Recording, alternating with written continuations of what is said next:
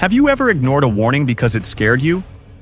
Have you ever tried to control the future just to avoid getting hurt? Have you ever justified something harsh because you believed it was necessary?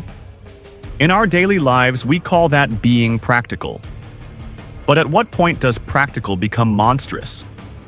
What if Lord Shen isn't a monster because he's different from us, but because he's exactly like us, just without the limits?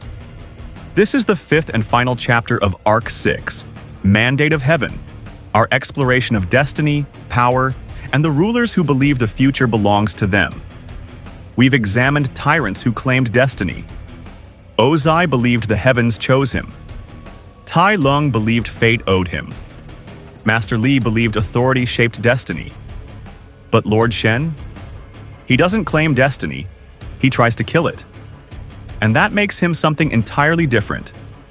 This is Beyond the Villain, where we unmask evil, one story at a time. And today, we break down Lord Shen from movie Kung Fu Panda, voiced by Gary Oldman, a ruler who heard a prophecy and decided the only way to survive it was to burn the future before it could arrive. Lord Shen is born into royalty, the heir to Gongmen City, privileged, brilliant, gifted. But Shen is fascinated not with Kung Fu, but with fireworks. He sees something others do not. He sees weapon potential. He invents cannons. And for a time, his parents are proud. Until the prophecy. The soothsayer foretells, a peacock is defeated by a warrior of black and white.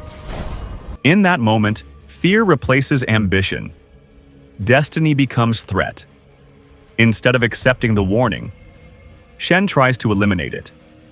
He orders the extermination of the pandas, an entire species targeted because of a prophecy, because of a possibility, because of fear.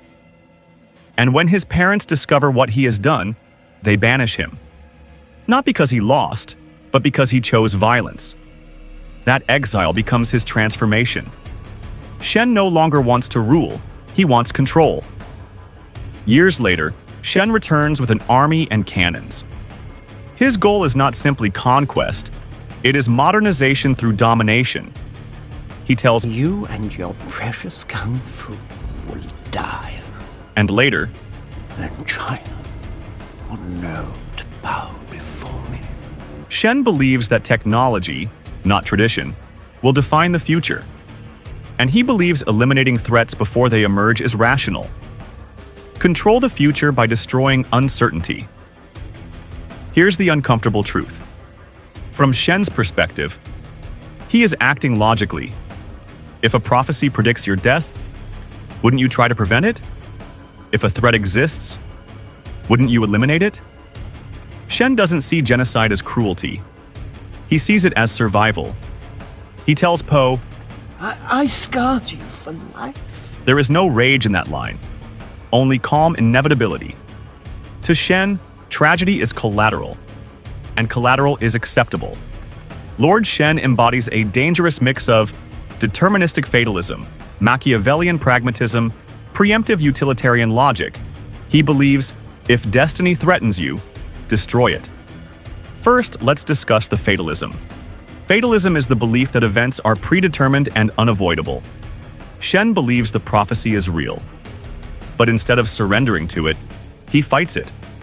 Ironically, this makes him its architect. Machiavellianism. Niccolo Machiavelli argued rulers must act beyond morality to secure power. Shen takes this to heart. He chooses efficiency over ethics. He chooses fear over honor. He replaces Kung Fu, a symbol of discipline and harmony, with gunpowder. Efficiency without morality becomes destruction. Preemptive utilitarianism. Utilitarianism argues that actions are justified if they produce the greatest good. Shen twists this. He believes eliminating a village prevents future instability. He believes replacing tradition prevents stagnation. But he never asks, who defines good? Who decides the cost is acceptable? He eradicates pandas to prevent prophecy. He weaponizes innovation. He imprisons his own city. He mocks tradition. He declares, The only reason you are still alive is that I find your stupidity mildly amusing. Shen believes superiority justifies cruelty. But unlike Ozai, Shen is not certain. He is afraid. And fear is his true ruler. Here is the paradox. In trying to avoid destiny, Shen fulfills it. By killing the pandas, he creates Po's trauma. By invading Gongmen's city, he forces confrontation. By fearing black and white, he forges the warrior who will defeat him. The attempt to control fate creates fate. Opposing philosophy, inner peace and acceptance. Po represents the opposite of Shen. Shen runs from the past. Po confronts it. Shen believes identity is threat. Po learns identity is strength. When Po discovers the truth of his origins, he almost collapses. But he reaches clarity. He says, I am Po. Not a victim, just himself. That acceptance gives him peace. And peace gives him power. Tai Lung believed destiny was stolen. Ozai believed destiny belonged to him. Shen believes destiny must be destroyed. Each villain reacts to fate differently. But Shen is unique. He doesn't claim the mandate of heaven. He tries to erase it. History shows similar patterns. Leaders often justify extreme preemptive action in the name of security.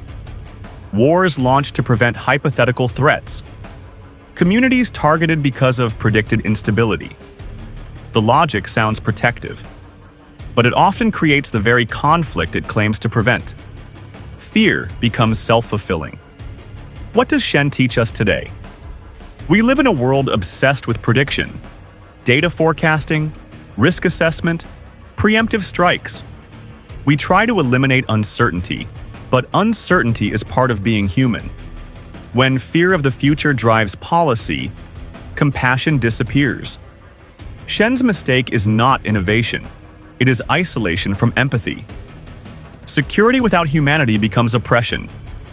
The lesson: prepare for the future, but do not destroy the present to control it. Was Lord Shen evil?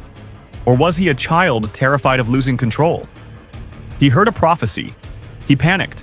He chose annihilation. Is that monstrous or deeply human? We all try to avoid pain. We all try to control outcomes. But most of us stop before harm. Shen did not. Existentialist philosophers like Jean-Paul Sartre argue, we are condemned to be free. Even if fate exists, we choose how to respond. Shen hears prophecy and chooses violence.